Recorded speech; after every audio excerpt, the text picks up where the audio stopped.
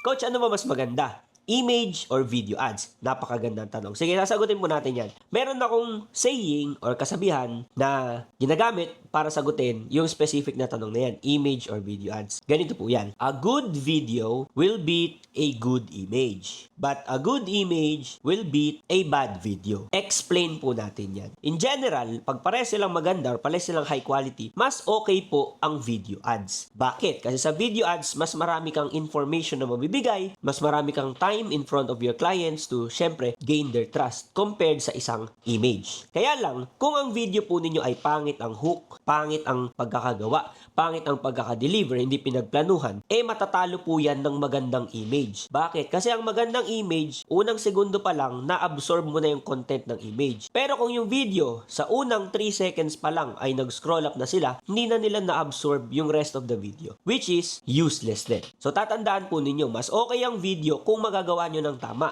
Pero kung pangit ang video ninyo, mas magiging high performer pa rin po ang image. Now, ano dapat gamitin sa ads? Of course, parehas po sila. May video kayo, may photo. Kasi in general, may mga tao na nagre-respond sa video and may mga tao na nagre-respond sa images. And alam po ni Facebook yon. So, i-match niya yon. So, halimbawa, si client A, mahilig ka sa video, ha? O sige, bibigyan kita ng mga video ads. Si client B naman, kung nagre-respond sa images, o sige, bibigyan kita ng image ads, mga posts. So kailangan sa campaigns po ninyo, parehas kayong may video and may image.